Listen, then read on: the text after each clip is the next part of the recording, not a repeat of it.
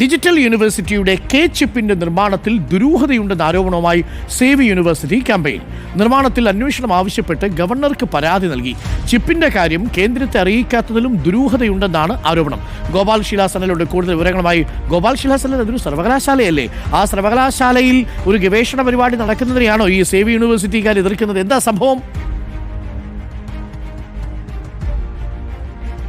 Doctor Arunkumar, രാജ്യത്ത് തന്നെ ആദ്യമായി കെ ചിപ്പ് നിർമ്മാണം ആരംഭിച്ചു എന്ന് പ്രഖ്യാപിച്ചത് കേരളത്തിലെ പ്രധാനപ്പെട്ട സർവകലാശാലയായ ഡിജിറ്റൽ സർവകലാശാലയായിരുന്നു. അതുമായി ബന്ധപ്പെട്ട പ്രവർത്തനങ്ങൾ പുരോഗമിച്ചു വരികയാണ് എന്നതാണ് സർവകലാശാല അറിയിക്കുന്നത്. ഈ ഘട്ടത്തിൽ ഈ കെ ചിപ്പിന്റെ നിർമ്മാണവുമായി ബന്ധപ്പെട്ട് ദുരൂഹതയുണ്ട് എന്ന് ആരോപിച്ച് രംഗത്ത് വരികയാണ് സേവ് യൂണിവേഴ്സിറ്റി ക്യാമ്പയിൻ. അതിനവർ പല കാരണങ്ങൾ ഈ ഘട്ടത്തിൽ നിരത്തുന്നുണ്ട്.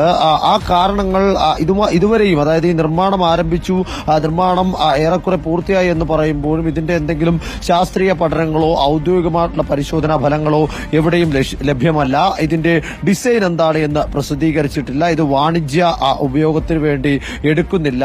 അത്തരത്തിൽ പലവിധ കാരണങ്ങൾ, ഇതിന്റേതായിട്ടുള്ള യാതൊരു രേഖകളും ലഭ്യമല്ല. അതുകൊണ്ട് തന്നെ ഇതിന് പിന്നിൽ ദുരൂഹതകൾ ഉണ്ട് എന്നതാണ് സേവ് യൂണിവേഴ്സിറ്റി ക്യാമ്പയിൻ ഈ ഘട്ടത്തിൽ ആരോപിക്കുന്നത്. ഇത് സംബന്ധിച്ച ചാൻസലർ കൂടിയായ ഗവർണർ രാജേന്ദ്ര വിശ്വനാഥ് അർലേക്കർക്ക് സേവ് യൂണിവേഴ്സിറ്റി ക്യാമ്പയിൻ പരാതിയും നൽകിയിട്ടുണ്ട്. എന്താണ് ഡിജിറ്റൽ യൂണിവേഴ്സിറ്റിയിൽ സംഭവിക്കുന്നത് എന്നും കെ ചിപ്പ് അഥവാ കൈരളി ചിപ്പുമായി ബന്ധപ്പെട്ട വിഷയത്തിൽ എന്തൊക്കെയാണ് ഇതുവരെ നടന്നിട്ടുള്ളത്, അതിന്റെ നിലവിലെ സ്ഥിതി എന്താണ് എന്ന് സംബന്ധിച്ച് വിശദമായ അന്വേഷണം നടത്തണം എന്നതാണ് സേവ് യൂണിവേഴ്സിറ്റി ക്യാമ്പയിൻ ചാൻസലർക്ക് മുൻപിൽ വെച്ചിരിക്കുന്ന ആവശ്യം. അതോടൊപ്പം തന്നെ ഇതിലെ ഫണ്ടുമായി ബന്ധപ്പെട്ടും വലിയ ആരോപണം സേവ് യൂണിവേഴ്സിറ്റി ക്യാമ്പയിൻ മുന്നോട്ട് വെക്കുന്നുണ്ട്.